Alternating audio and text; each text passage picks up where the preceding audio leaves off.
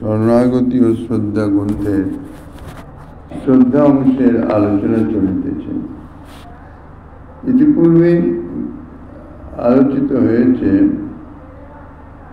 শ্রী নাম সংকীর্তন, যার মাহাত্ম্য বর্ণনা করা অসম্ভব। তারই দৃষ্টান্ত স্বরূপ বলছেন যে কোটি অশ্বমেধ যোগ্য এক কৃষ্ণ নাম সম। যদি কেউ বলে যে কোটি কোটি অশ্বমেধ যোগ্য তাহা এক কৃষ্ণ নামের সমান, বলছেন তাহলে তাকে বলছেন সে নাম মহিমা সম্বন্ধে জানেন না। শ্রী পাষণ্ডী যম রাজার তাহাকে দণ্ড প্রদান করবেন। বর্তমানকালে শ্রী নাম সংকীর্তনাত্মক ভক্তি যাজন করেও যে তার বিশেষ ক্রিয়া দেখা যায় না, তার অন্যতম প্রধান কারণই হল শ্রী নাম কীর্তন প্রভৃতি ভক্তিতে যথার্থ বিশ্বাস না করা, বৈষ্ণবে অনাদর বুদ্ধি থাকা এবং শ্রী নাম কীর্তন প্রভৃতি ভক্তি অঙ্গে যথার্থ বিশ্বাস না থাকা। এই দুইটি কারণই প্রধান অন্তরায়। শ্রী ভক্তি সন্দর্ভে বলছেন, তবে তদেবং যথার্থ এব তন্মাহাত্ম্যে সত্যপি যত্র সম্প্রতি তং জনফলদয় ন দৃশ্যতে তত্র নামার্থবাদ কল্পনা বৈষ্ণবানাদারাদয় দুরন্ত অপরাধা এব প্রতিবন্ধ কারণ বক্তব্য। অর্থাৎ এই প্রকার শ্রী ভগবান নামে সেই সকল ভোগ মহিমা থাকা সত্ত্বেও বর্তমানকালে সেই নামের ভজন করা সত্ত্বেও যে নামের ফল দেখা যায় না, তার একমাত্র প্রতিবন্ধক অর্থাৎ কারণ হল নামার্থবাদ কল্পনা, অর্থাৎ নামের মহিমা এবং তার অচিন্ত শক্তিমত্তার ঠিকভাবে বিশ্বাস না করা। বৈষ্ণবে অনাদর বোধ প্রভৃতি দুরন্ত অপরাধ ব্যতীত আর কিচ্ছু নয়। আচার্যপাদের এই উক্তি অনুসারে এই দ্বারায় যে কোটি অশ্বমেধ যোগ্য অপেক্ষাও এক কৃষ্ণ নামের ফল অনেক বেশি, এক কৃষ্ণ নামের মহিমা অনেক বেশি। সাধারণত নাম নামই অভেদ। কৃষ্ণ নাম অর্থাৎ স্বয়ং ভগবান শ্রীকৃষ্ণ একই বিষয়ে অভেদ তত্ত্ব। স্বয়ং ভগবান শ্রীকৃষ্ণ তাঁর যে শক্তিমত্তা, তাঁর যে অচিন্ত শক্তি, সে সম্বন্ধে তো কোনো বর্ণনার বিষয় নয়, কারণ তাহা অসীম। কর্তুম অকর্তুম অন্যতা কর্তুম সমর্থ শ্রী গোবিন্দ, আর তাহার নামের ঠিক তাদের ক্ষমতা। এখন ভগবত নাম আর এই জড়জাগতিক বিষয়ে কোন বিষয়ের বস্তুর নাম, উভয়ের মধ্যে বহুত অন্তর। জড়জাগতিকের নাম নামে অভেদ নয়, অর্থাৎ যে কোনো একটা বস্তু বা যে কোনো ব্যক্তি নামের সঙ্গে তিনি এক নন, ভিন্ন। কিন্তু অপ্রাকৃত জগতে শ্রী ভগবানের নাম আর ভগবান অভিন্ন, একই তত্ত্ব। এটাই হচ্ছে অবিশ্বাসের অর্থাৎ বিশ্বাস পুরোপুরি না হওয়ার মূল কারণ। এ জগতে তার দৃশ্য প্রমাণ তো নাই, আর দেহেন্দ্রধারী মনুষ্য চক্ষু কর্মে অর্থাৎ এই স্থূল প্রাকৃত চক্ষে প্রাকৃত কর্ণে তারা যাহা না দেখবেন না শুনবেন তাহা বিশ্বাসযোগ্য না, বিশ্বাস করতে পারেন না। মনকে হয়তো জোরজার করে বিশ্বাস করাচ্ছে, সেটা যথার্থ বিশ্বাস হয় না, যার জন্য ফল পরিণত হয় না।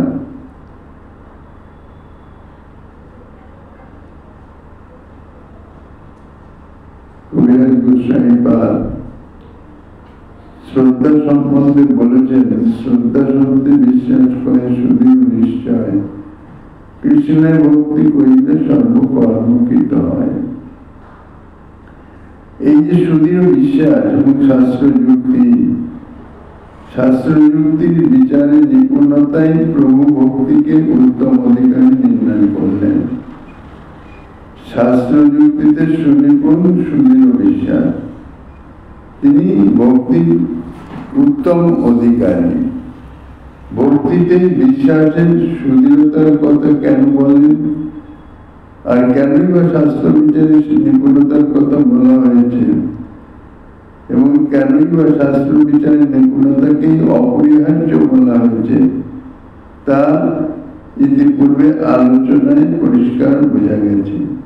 সুতরাং শ্রদ্ধা বা বিশ্বাসের দৃঢ়তা ও শাস্ত্রজ্ঞানের বিচক্ষণতা ব্যতীত অপরাধ শূন্য নিরঙ্কুশ নিশ্চিন্ত ভগবত উপাসনা কিছুতেই সম্ভবপর হতে পারে না।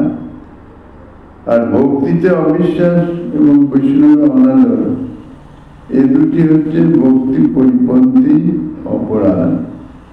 সকলের প্রবেশের ভক্তি পরিপন্থী অপরাধ, সকলের প্রবেশের দ্বার উন্মুক্ত দ্বার। তাই ভক্তিতে সুদৃঢ় বিশ্বাস বা শ্রদ্ধা ও শাস্ত্র জ্ঞানের নিপুণতার ভিত্তিতেই এবং এর তারতম্য অনুসারে সাধকের ভক্তি সাধনায় যোগ্যতা ও শ্রেষ্ঠতার বিচার করা হয়েছে। ভক্তিতে শাস্ত্র জ্ঞানে বিচক্ষণতা, এ দুটি পারস্পরিক সংযোগ আছে। শ্রদ্ধা অর্থাৎ বিশ্বাসের দৃঢ়তা আর শাস্ত্র জ্ঞানের বিচক্ষণতা, যাদের শাস্ত্র সম্বন্ধে দৃঢ় বিশ্বাস আছে তাদেরই শাস্ত্র বিচার নিপুণ হতে পারেন। ভগবত উপাসনা যতই করা হোক না কেন, এই যে অবিশ্বাস বা যথার্থ শাস্ত্র জ্ঞান বা যথার্থ বস্তুত কথা হচ্ছে ভগবত কৃপার সাপেক্ষে ভগবত উপাসনা করতে করতে চিত্ত শুদ্ধ না হওয়া পর্যন্ত এ জাতীয় বিশ্বাস কখনো আসতে পারে না। অশুদ্ধ চিত্ত অর্থাৎ মলিন চিত্ত, কামনা বাসনা পূর্ণ চিত্তে সেই নিশ্চিত বিশ্বাস, সুদৃঢ় বিশ্বাস, এ কখনো আসে না। শাস্ত্র জ্ঞান সকলের নাই। যারা শাস্ত্র অধ্যয়ন করছেন, শাস্ত্র সম্বন্ধে কিছু জ্ঞান যাহাদের আছে, তাহারাও শাস্ত্র জ্ঞানের অর্থাৎ শাস্ত্রে যাহা বর্ণিত আছে তাহা যথার্থতা অন্তর দিয়ে ঠিক বিশ্বাস বা পরিপূর্ণরূপে মেনে নিতে পারেন না, কারণ প্রাকৃত জগতের সে ধরনের কিছু দেখা যায় না। প্রাকৃত জগতের প্রাকৃত মন বুদ্ধি থাকাকালীন প্রাকৃত জগতের সঙ্গেই সেই অপ্রাকৃত জগতের তুলনা এসে যায়। কাজেই বিশ্বাস আছে, কিন্তু কার্যক্ষেত্রে বিশ্বাসটি থাকে না সেই প্রাকৃত মনোভাবের নিমিত্ত। তাহলে শাস্ত্র জ্ঞানের নিপুণতা আর সুদৃঢ় বিশ্বাস, এটি ভক্তির উত্তম অধিকারী, অর্থাৎ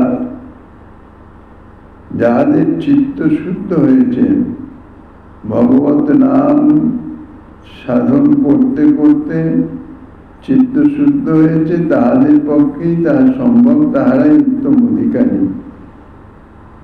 এই বিচার অনুসারে প্রভু মধ্যম এবং কনিষ্ঠ অধিকারীর কথাও বলেছেন। প্রভু বলেছেন, শাস্ত্র যুক্তি নাই জানে দৃঢ় শ্রদ্ধাবান, মধ্যম অধিকারী সেই মহাভাগ্যবান। বলছেন শাস্ত্র অধ্যয়ন সেরকম নাই, শাস্ত্র যুক্তি সম্বন্ধে জানেন না, কিন্তু শ্রদ্ধাবান, দৃঢ় শ্রদ্ধাবান বৈষ্ণবগণ মহাজনগণ যাহা বলেছেন শাস্ত্র সম্বন্ধে, তার নিজের শাস্ত্র অধ্যয়ন তত নাই, যতটুকু অধ্যয়ন করেছেন তাহাতে শাস্ত্র যা বলেছেন এই ইহাতে দৃঢ় বিশ্বাস। সে হচ্ছে মধ্যম অধিকারী এবং তাহাকে মহাভাগ্যবান বলেছেন প্রভু, তার কারণ ধীরে ধীরে তার মধ্যম অধিকার ও উত্তম অধিকারীতে উত্তীর্ণ হতে পারবেন। দৃঢ় শ্রদ্ধাবান, তাহলে শাস্ত্র যুক্তি থেকে এই যে শ্রদ্ধাটা, শাস্ত্র বাক্যে বা মহাজন বাক্যে যে দৃঢ় বিশ্বাস, বিশ্বাস যে এই শ্রদ্ধার মূল যে বিশ্বাস, এই শ্রদ্ধাবান জন, শ্রদ্ধাই হচ্ছে মূল কথা। শ্রদ্ধা থাকলে ধীরে ধীরে ধীরে ধীরে তিনি উত্তম অধিকারী হতে পারেন। আর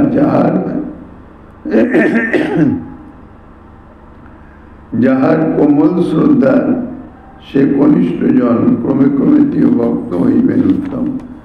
বলছেন যাহার কোমল শ্রদ্ধা। শ্রদ্ধা আসলে মূল কথা হৃদয়ের সরলতা। আমাদের প্রাকৃত মন, বুদ্ধি, চিত্ত এত জটিল, এত কুটিল, সহজে কিছু বিশ্বাস করতে চায় না, প্রত্যক্ষ প্রমাণ চায়। দেহেন্দ্র অর্থাৎ চক্ষু কর্ণ তার প্রত্যক্ষ প্রমাণ চায়, কিন্তু এটা বোঝে না যে প্রাকৃত চক্ষুতে আমরা যাহা দেখি তাহা সবসময় সত্য নাও হতে পারে। প্রাকৃত কর্ণে যা শ্রবণ করিতেছি, শ্রবণ করে যা অনুভব করলাম সেটা সত্য নাও হতে পারে। প্রাকৃত অপ্রাকৃতের ভিন্নতা, পার্থক্য। তো প্রভুর উক্তির মর্ম হচ্ছে, যিনি শাস্ত্র জানেন না এবং শাস্ত্র যুক্তি অনুসারে বিচার করতেও পারেন না, অর্থাৎ শাস্ত্র যুক্তি দ্বারা অপরের মতকে খণ্ডন করে নিজের মতের শ্রেষ্ঠতা স্থাপন করতেও পারেন না, কিন্তু ভক্তিতে শ্রদ্ধার দৃঢ়তা অক্ষুণ্ণ থাকে। মহাজনগণ যা বলেছেন ভগবত ভজন সম্বন্ধে, ভজনের বা ভক্তির যে মহিমা সম্বন্ধে যা বলেছেন, তাহাতে দৃঢ় বিশ্বাস। শুধুমাত্র এই বিশ্বাসের জন্যই কিন্তু ধীরে ধীরে তিনি উত্তম অধিকারীতে পরিণত হতে পারেন। কেননা চিত্ত শুদ্ধ হলে সেই চিত্তে শাস্ত্রের যে কথা, শাস্ত্রবাণী তার স্বয়ং স্ফুরিত হইতে পারে। শাস্ত্র অধ্যয়ন না থাকলেও দেখা গেছে শুদ্ধ চিত্ত ব্যক্তির চিত্তে আপনা আপনি শাস্ত্রের যে বাণী, শাস্ত্রের যে কথা তা স্ফূর্তি প্রাপ্ত হয়। আর চিত্ত শুদ্ধ হওয়ার এক প্রধান উপায় হইতেছে নাম সাধন। দৃঢ় বিশ্বাসের সঙ্গে হরিনাম সাধন। হরিনামে যে সর্বসিদ্ধি হয়, ইহার সম্বন্ধে দৃঢ় বিশ্বাস করে কেউ যদি নাম করতে থাকেন, তাহলে ক্রমে ক্রমে তার চিত্তে যে মলিনতা তা দূরীভূত হয়ে চিত্ত শুদ্ধ অপ্রাকৃত হয়ে যায়। অপ্রাকৃত শুদ্ধ চিত্তে শাস্ত্র যে জ্ঞান, শাস্ত্র মহিমা স্বয়ং স্ফূর্তি প্রাপ্ত হয়। তাইলে দেখা যাচ্ছে যে মধ্যম অধিকারী ব্যক্তি অপরের মত খণ্ডন করার মতো যোগ্যতা না থাকলেও অপরের প্রতিকূল যুক্তি দ্বারা শ্রদ্ধা থেকে অনুমাত্র বিচলিত হন না। শ্রদ্ধার এই দৃঢ়তা লক্ষ্য করেই প্রভু তাহাকে মহাভাগ্যবান বলেছেন। তাহলে সাধু কৃপা ব্যতীত এই যে শ্রদ্ধা বা বিশ্বাস, ইহা কখনো হতে পারে না। সাধু কৃপা ব্যতীত কেউ ভক্তিতে শ্রদ্ধাশীল হতে পারে না, এই সিদ্ধান্ত আচার্যগণ যথাস্থানে প্রদর্শন করেছেন। কনিষ্ঠ অধিকারীতে সেই ভক্ত মহতের কৃপার অভাব থাকায় তার শ্রদ্ধাও দৃঢ় হয় না। সেই কারণে যুক্তি দ্বারা অপরকেও তার শ্রদ্ধাকে বিচলিত করতে পারে।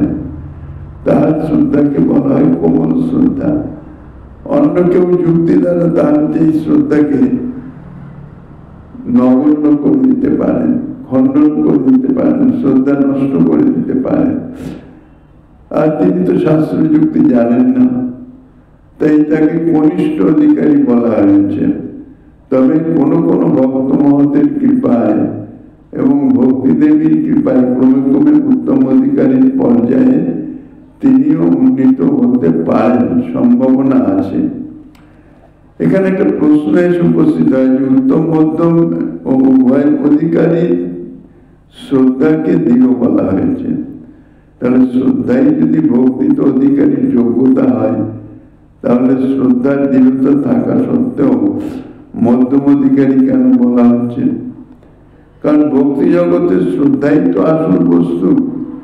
সেক্ষেত্রে কেবল শাস্ত্র যুক্তি জানে না বলে যদি অধিকারীর ন্যূনতা হয়ে যায়, তাহলে শাস্ত্র যুক্তির এখানে অনিবার্য ভূমিকা কি আছে?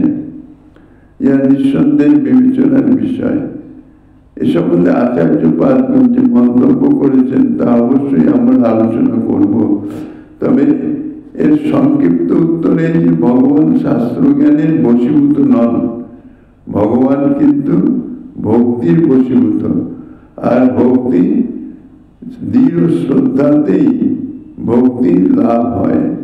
তাহলে ভগবান এই যে দৃঢ় শ্রদ্ধা তারই বশীভূত, কিন্তু শ্রদ্ধার দৃঢ়তা থাকা সত্ত্বেও যে মধ্যম অধিকারী বলা হয়েছে তাহা কেবল শাস্ত্র না জানার জন্য।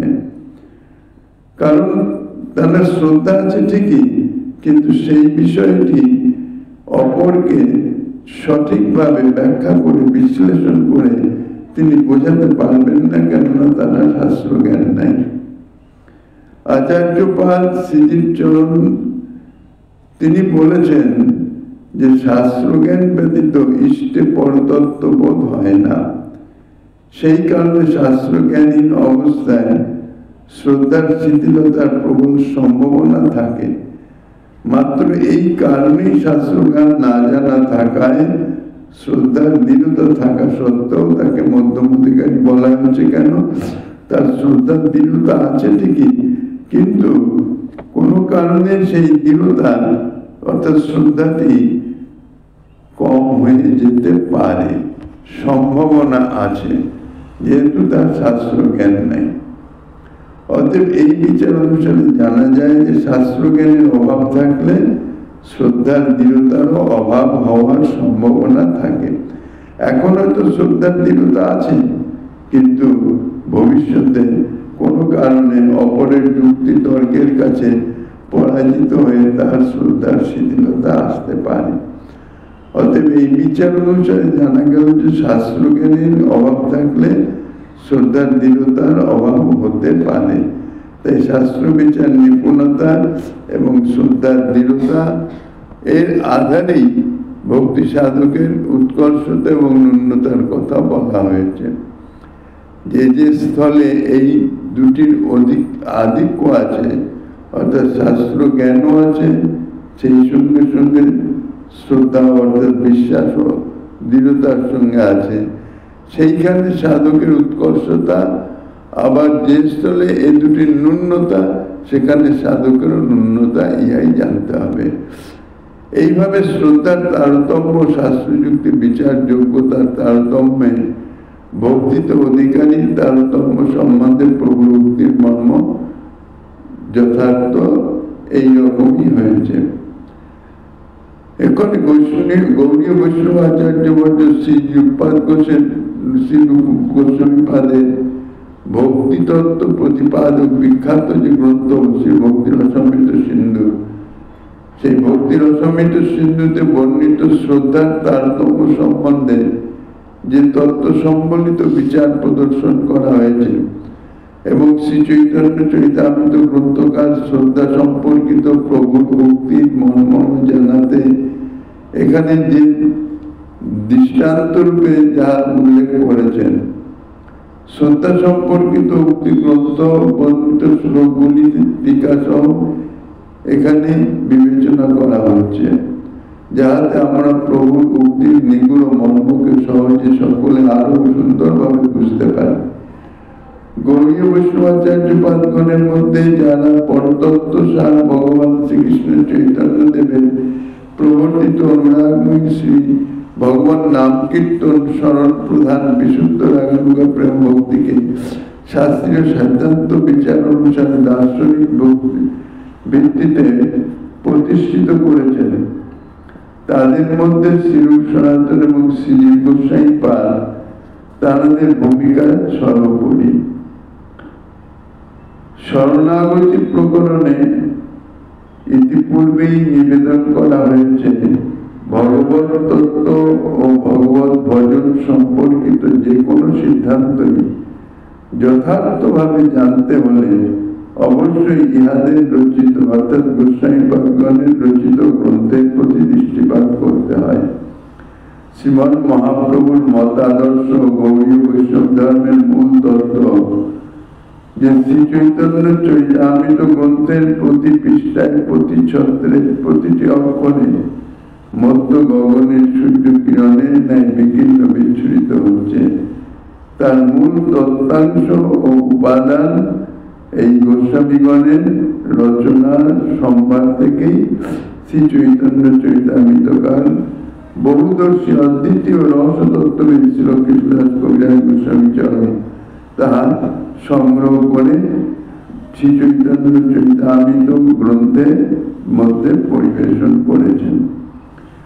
এখন ভগবত ভজন তত্ত্বের বা সুদৃঢ় ভিত্তিতে সেই শ্রদ্ধা সম্পর্কে আরো স্পষ্টভাবে জানার জন্য শ্রী গৌড়ীয় বৈষ্ণব জগতের ইতিহাসের সুবিখ্যাত ভক্তি রসতত্ত্ব সিদ্ধান্তাচার্য বর্য শ্রীরূপ গোস্বামী পাদের রচিত ভক্তি রসতত্ত্ব প্রতিপাদক গ্রন্থ শ্রী ভক্তি রসামৃত সিন্ধুতে বর্ণিত শ্রদ্ধা, সে সম্বন্ধে আমরা দেখতে পাই কলিপাবন অবতার ভগবান শ্রীকৃষ্ণ চৈতন্য দেবের সন্ন্যাস লীলার শ্রীধাম বৃন্দাবন দর্শনের পর শ্রী নীলাচলের পথে প্রত্যাবর্তনকালে প্রয়াগে শ্রীরূপ গোস্বামী পাদের সঙ্গে প্রভুর মিলন হয় এবং সেখানে প্রভু শ্রীরূপ গোস্বামী পাদকে এই ভক্তিতত্ত্ব সম্বন্ধে শিক্ষা প্রদান করেন। প্রভু ভক্তিরসতত্ত্ব প্রবর্তকের যোগ্য পাত্র জেনে শ্রীরূপ পাদকে শ্রী ভক্তিরস সুধা সিন্ধুর অন্তর্নিহিত মর্মকে সূত্রাকারে সংক্ষেপে উপদেশ করেন এবং বিলুপ্ত তীর্থ শ্রী বৃন্দাবনের প্রকাশ এবং অদ্বৈত তত্ত্ব রসরাজ ভগবান শ্রীকৃষ্ণের বৃন্দাবনীয় লীলাকে শাস্ত্র প্রমাণ অনুসারে গ্রন্থ আকারে বর্ণনা করবার জন্য শ্রীরূপ গোস্বামী পাদকে আদেশ দিয়ে বৃন্দাবনে প্রেরণ করেন, যাহাতে কলিহত জীব শ্রী ব্রহ্মাদি দেবগণেরও দুর্লভ সেই শ্রীকৃষ্ণ লীলার তত্ত্বকে অনুভব এবং আস্বাদন করে ধন্য হতে পারেন। প্রভুর কৃপা অভিষিক্ত শ্রীরূপ পাদের রচিত শ্রী ভক্তি রসামৃত সিন্ধু এবং শ্রী উজ্জ্বল নীলমণি নামক গ্রন্থদ্বয় প্রভু উপদিষ্ট ভক্তি রসতত্ত্বের ফলীভূত প্রকাশ। এই প্রকাশ শ্রী সনাতন গোস্বামী পাদকেও কাশীতে প্রভুর সহিত মিলিত হলে সেখানে প্রভু তাকে ভক্তি রসতত্ত্ব উপাস্য উপাসনা সম্পর্কিত যাবতীয় সিদ্ধান্তই অতি বিস্তৃত ভাবে উপদেশ দিয়ে এই প্রকার আদেশ প্রদান করেন। শ্রীমন মহাপ্রভুর কৃপাভিষিক্ত শ্রীরূপ পাদ এবং শ্রী সনাতন গোস্বামী পাদের রচিত প্রেম ভক্তি রসতত্ত্ব প্রতিপাদক গ্রন্থরত্নকে অবলোকন করি শ্রীরূপ গোস্বামী শ্রী গোস্বামী গ্রন্থের মর্মবেত্তা ছিল কবিরাজ গোস্বামী চরণ মুক্ত কণ্ঠে ঘোষণা করেছেন, সনাতন কৃপায় পাইনু ভক্তির সিদ্ধান্ত আর শ্রীরূপ কৃপায় পাইনু ভক্তির রসপ্রান্ত। সুতরাং শ্রীরূপ গোস্বামী পাদের ভক্তি রসামৃত সিন্ধু গ্রন্থের পরিচয় সম্পর্কে মাতৃশ ক্ষুদ্রজীব অধিকার কি বলতে পারেন? এইমাত্র নিবেদন যে গ্রন্থের নামকরণের দিকে দৃষ্টিপাত করলেই গ্রন্থের গুরুত্ব মহত্ব সহজেই অনুমান করা যেতে পারে। গৌড়ীয় বৈষ্ণব জগতের সম্প্রতিকালের ইতিহাসে গৌড়ীয় বৈষ্ণবাচার্য পাদগণের রচিত সিদ্ধান্ত গ্রন্থ সমূহের সংরক্ষক আচার্য রূপে বিখ্যাত বিদ্বৎ বরেণ্য পূজ্যপাদ শ্রী হরিদাস দাসজি বাবাজি মহারাজ তারা আলোচ্য ভক্তি রসামৃত সিন্ধু গ্রন্থ সম্পর্কে লিখেছেন, শ্রীরূপপাদ ভক্তিতত্ত্ব সম্বন্ধে যাহা সিদ্ধান্ত করেছেন তাহার পরও আরো কিছু অবশিষ্ট আছে কিনা তাহা এক্ষণে আমরা কল্পনা করিতে অক্ষম। এক কথায় ইহাকে শ্রী গৌড়ীয় রস সাহিত্যের কল্পতরুর সর্বোৎকৃষ্ট ফল এবং ভক্তিরসের বিজ্ঞান শাস্ত্র বলা যায়। সুতরাং উক্ত গ্রন্থ বর্ণিত অর্থাৎ ভক্তি রসামৃত সিন্ধু গ্রন্থে বর্ণিত সিদ্ধান্তের গুরুত্ব মহত্ব যে কতখানি হতে পারে, যাহারা সুধীজন তাহারাই তা বিবেচনা করবেন। উক্ত গ্রন্থের পূর্ব বিভাগে সাধন ভক্তি লহরী নামক প্রকরণে ভক্তির প্রকৃত সাধন সম্পর্কে যে বিস্তৃত বর্ণনা দিয়েছেন, তার প্রথমেই ভক্তি সাধকের অধিকার যোগ্যতাকে প্রতিপাদন করতে একমাত্র শ্রদ্ধা সম্পন্ন ব্যক্তিকেই ভক্তি সাধনের অধিকারী রূপে নির্দেশ করেছেন। অর্থাৎ কর্ম, জ্ঞান, যোগ এবং ভক্তি চারি প্রকারের যে সাধন, সমস্ত সাধনেরই যোগ্যতা। কর্ম যারা যাগযজ্ঞ ইত্যাদি করবেন তাদের তাদৃশ ধন অর্থাৎ অর্থবল থাকা প্রয়োজন, সামর্থ্য থাকা প্রয়োজন, দ্রব্য শুদ্ধি, বস্তু শুদ্ধি ইত্যাদির অপেক্ষা আছে। জ্ঞান মার্গের সাধনায়ও কিছু যোগ্যতার প্রয়োজন আছে, যোগ্যতার অপেক্ষা আছে। যোগ মার্গেরও তাদৃশ। একমাত্র ভক্তি মার্গ সাধনায় সকলেই অধিকারী, অর্থাৎ এই সমস্ত কর্মমার্গ, জ্ঞান মার্গ, যোগ মার্গ সাধনায় অধিকারীর যে সামর্থ্য, ভক্তি সাধনায় সে সামর্থ্য বিচার নাই। ভক্তি সাধনার অধিকারী তিনি হতে পারবেন যার শাস্ত্র বাক্যে, মহাজন বাক্যে সুদৃঢ় বিশ্বাস রয়েছে।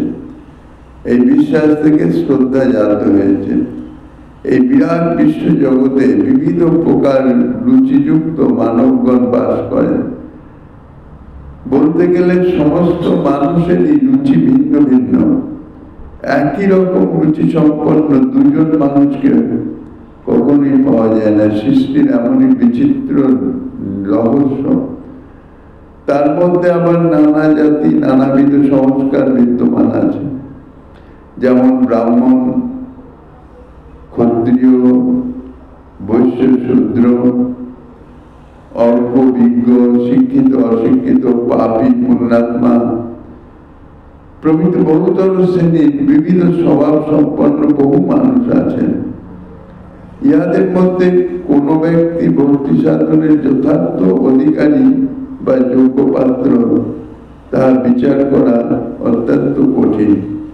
কোন ব্যক্তির পক্ষে ভগবত ভক্তির উপাসনাটি শীঘ্র ফলপ্রসূ হতে পারে এবং ভক্তি সাধনে কি কি গুণ ও যোগ্যতার অনিবার্য আবশ্যকতা আছে তাহা অবশ্যই একটি বিশেষ জিজ্ঞাসার বিষয়। এই প্রকার জিজ্ঞাসার পরিপ্রেক্ষিতে আচার্যপাদ ভক্তি সাধনার অধিকার যোগ্যতা নির্দেশ করে যা লিখেছেন তার মর্ম হচ্ছে এই ভগবানের অচিন্ত স্বরূপ বা ভক্তি তত্ত্ব প্রতিপাদক সমস্ত শাস্ত্র বাক্যকেই যিনি ধ্রুব সত্য বলে বিশ্বাস করেন। শুধু মনে মনে বিশ্বাস করলেই হবে না, তার তর্ক অনুযায়ী তার আচরণ হওয়া চাই, অর্থাৎ কার্যতেও তদ অনুযায়ী হওয়া চাই। মনে বিশ্বাস করলাম আর কার্যক্ষেত্রে সেই বিশ্বাসের মর্যাদা রইল না, সেরকম বিশ্বাসের কিন্তু কোনো মূল্য নাই। সেই শাস্ত্র বাক্যের সুদৃঢ় বিশ্বাসী ব্যক্তিকেই বলা হয় শ্রদ্ধাবান।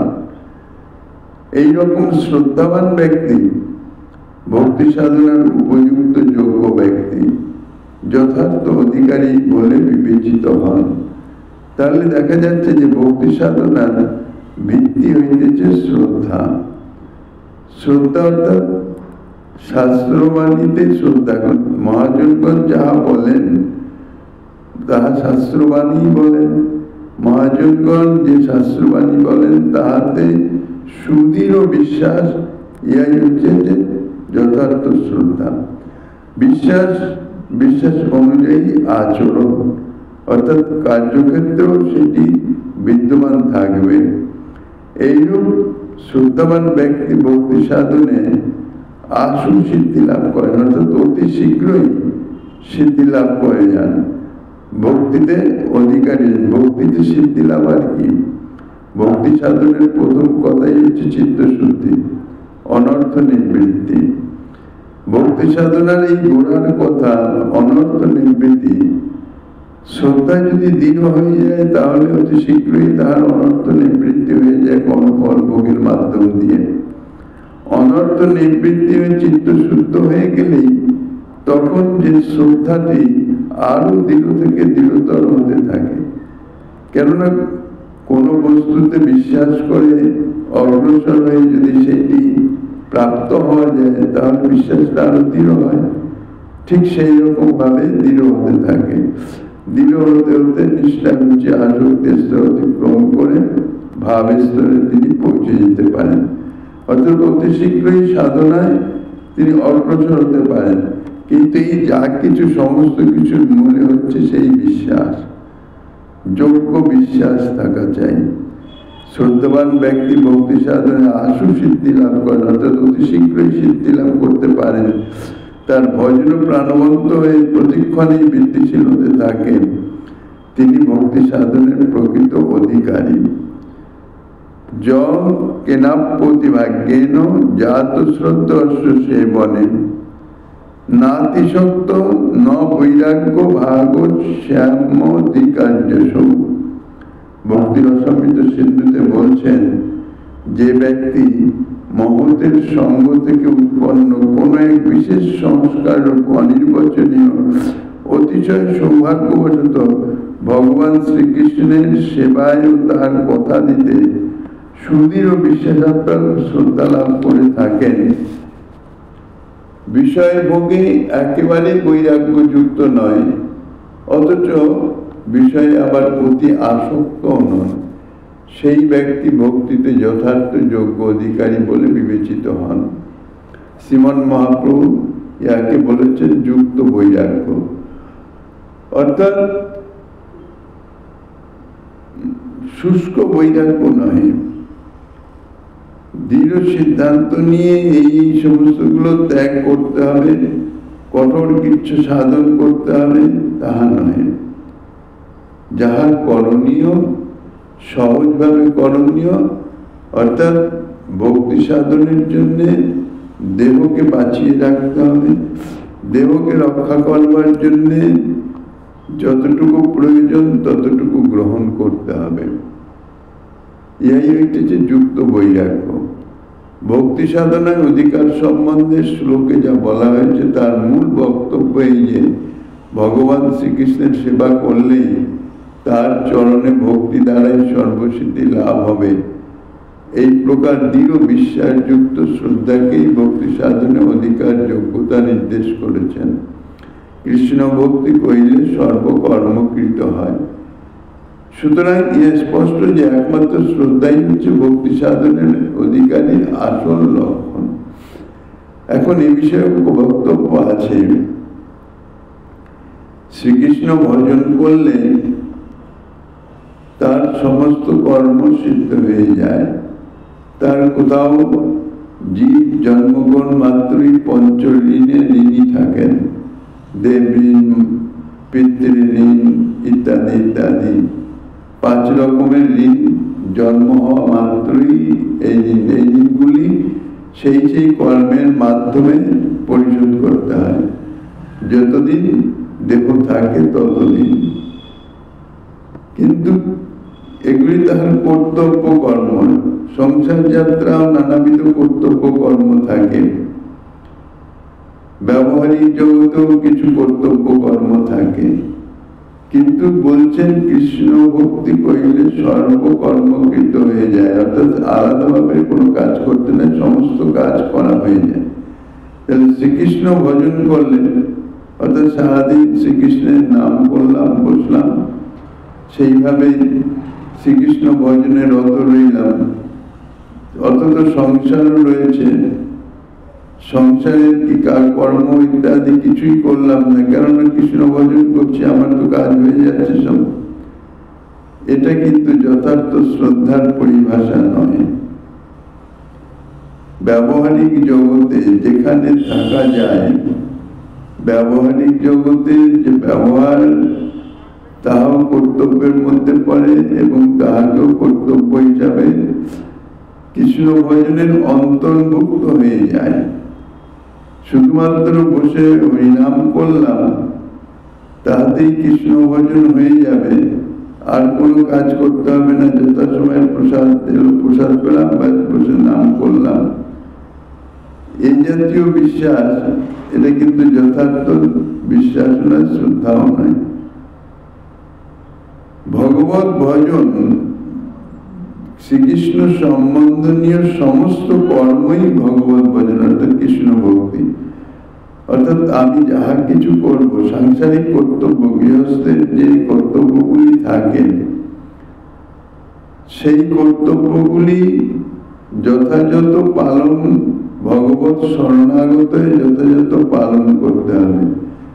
কর্তব্য কর্মে ফাঁকি দিয়ে বসে হরিনাম করলে সেখানে কিন্তু সততার অপরাধ এসে উপস্থিত হয়। সেক্ষেত্রে কিন্তু তার বিশ্বাস বা শ্রদ্ধা, দৃঢ়তা লাভ হবে না, তার ফলে ভক্তিও লাভ হবে না। আর একটা লক্ষণ বলা হয়েছে, দেহদৈহিক ভোগ্য বিষয় এবং মমতার প্রতি যাবতীয় ব্যক্তি ও পদার্থে অতিশয় বিরক্ত নয়, আবার অতিশয় আসক্ত নয়, যাকে যুক্ত বৈরাগ্য বলা হয়েছে। এইরকম ব্যক্তি ভক্তি সাধনের যোগ্য ব্যক্তি। এটাই ভক্তি সাধনের প্রকৃত যোগ্যতা। অর্থাৎ দেহদৈহিক ভোগ্য বিষয়ে আসক্তি ঠিক নাই, আবার বিরক্তিও নাই। যতটুকু প্রয়োজন ততটুকুই তিনি করেন, অতিরিক্তও করেন না, আবার একেবারে নির্মম বা কঠোরতাও করেন না। ভক্তিতে ভগবত উপাসনার অধিকারী যে লক্ষণ বলা হয়েছে, তাহাতে স্পষ্ট সিদ্ধান্ত যে কর্মমার্গে যেমন জাতি, বর্ণ, কুল এবং স্ত্রী পুরুষ প্রভৃতির বিচার আছে, এই ভক্তি মার্গেও কিন্তু সেই সকল কোনো বিচার নাই। অর্থাৎ এক কথায় বলা যায়, মনুষ্য মাত্রই ভক্তি সাধনে অর্থাৎ শ্রী ভগবানের উপাসনার অধিকারী। যেহেতু ভক্তিতে কোনো জাতি বর্ণের বিচার বা অপেক্ষা নেই, সেহেতু ভক্তি সাধকের ভিতরে কোনো বৈষম্য ভাবও থাকে না, কিন্তু বিচার ও অপেক্ষা আছে কেবলমাত্র শ্রদ্ধা, যার অপর নাম শাস্ত্র বাক্যে সুদৃঢ় বিশ্বাস। শাস্ত্র বাক্যে সুদৃঢ় বিশ্বাস, এটাই ভক্তি সাধনের অপরিহার্য প্রয়োজনীয় বস্তু। এখন এই যে শাস্ত্র বাক্যে সুদৃঢ় বিশ্বাস, ইহা সকলে শাস্ত্র সম্বন্ধে জানেন না। দ্বিতীয়ত, শাস্ত্রের শব্দার্থ আর মর্মার্থের ভিন্নতা আছে। উপযুক্ত ব্যক্তি বা উপযুক্ত অধিকারী তিনি শাস্ত্রের যথার্থ মর্মার্থ অনুভব করে তিনি দেশ কাল পাত্র ভেদে যার যেটি উপযুক্ত তাকে সেটি প্রদান করেন। কাজে নিজে শাস্ত্র বাক্যে যথার্থ অর্থ অনুভব করতে যদি না পারেন, তাহলে শাস্ত্র বাক্যে যে কোনো সাধক শাস্ত্র যে কোনো অর্থ করলাম আর সেটিকে মেনে নিলাম, সেটিও কিন্তু যথার্থ নয়। শাস্ত্র বাক্যে সুদৃঢ় বিশ্বাস, শাস্ত্র বাক্যটি শাস্ত্রে যিনি বর্ণনা করছেন, দেখতে হবে তিনি শাস্ত্রে যা বলছেন তার ব্যক্তিগত আচরণ তাহার সেই রকম হয় কিনা। অর্থাৎ আচরণশীল ব্যক্তি শাস্ত্রের মর্ম সম্বন্ধে যাহা বলবেন সেটি গ্রহণীয়, আর আচরণশীল যদি না হন, তাইলে তিনি যতই ব্যাখ্যা করুন না কেন, শাস্ত্র বাক্য আহরণ না কেন, সেটি যথার্থ হবে না। কেননা যিনি যেরকম মত পোষণ করেন সেরকম অনুযায়ী ব্যাখ্যা করেন, শাস্ত্রে বহু রকমের ব্যাখ্যা করেন, কিন্তু দেখতে হবে যে সেই যে তিনি যা বলছেন তাহা তিনি আচরণ করছেন কিনা। তিনি যদি আচরণ করেন তাহলে বোঝা যাবে যে তাইলে শাস্ত্রের বাক্যে তিনি যা বলতেছেন তা যথার্থ, নইলে তিনি শাস্ত্র বাক্যের মর্মার্থ না জানলে তিনি আচরণে পবিত্র হতেন না। তা ভক্তিকে কোনো জাতি ধর্মের বিচার নাই, কৃষ্ণ ভজনের সকলের অধিকারী আছে। শ্রীরূপবাদকৃত শ্লোক ও আরেকটি বিষয় উল্লেখিত হয়েছে যে শ্রদ্ধাকে ভক্তি সাধনের অধিকার যোগ্যতা বলা হয়েছে। শ্রদ্ধাবান জন হয় ভক্তের অধিকারী।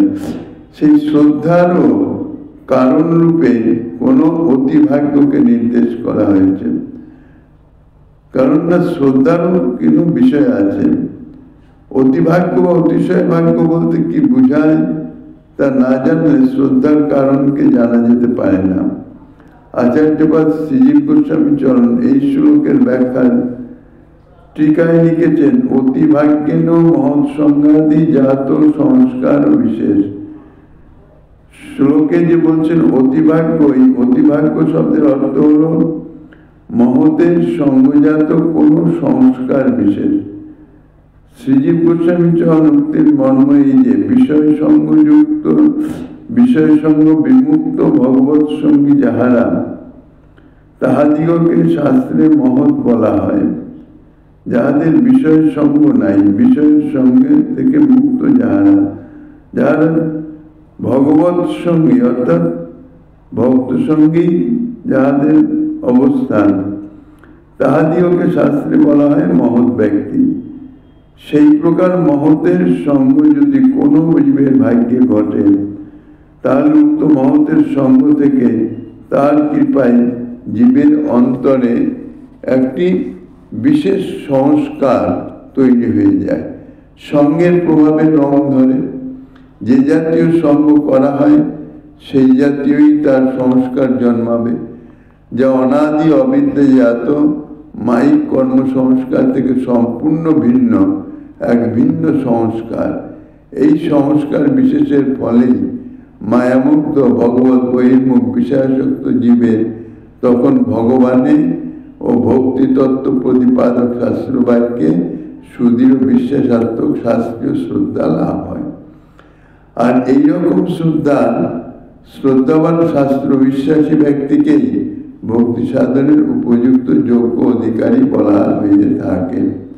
ইহাই শ্রীরূপ গোস্বামীপাদের কৃত শ্রদ্ধা সম্পর্কিত শ্লোকের এবং শ্রীজীব গোস্বামীপাদের শ্লোকের টিকার মর্ম। সেই জন্যই চৈতন্য চৈতামৃতে বলেছেন শ্রদ্ধাবান জন হয় ভক্তি অধিকারী। অর্থাৎ প্রকৃত শ্রদ্ধা শাস্ত্র বাক্যে মহতের বাক্যে যে প্রকৃত শ্রদ্ধা যার হবে, তিনি তার নিজের জীবন চরিত্রে অর্থাৎ নিজের জীবনে আচরণের মধ্যে সেগুলি প্রকাশ হবে। তিনি হচ্ছেন যথার্থ শ্রদ্ধা। তাহলে শাস্ত্রীয় শ্রদ্ধা যিনি লাভ করেন অনন্যা বিশুদ্ধ ভক্তিতে তিনি অধিকারী।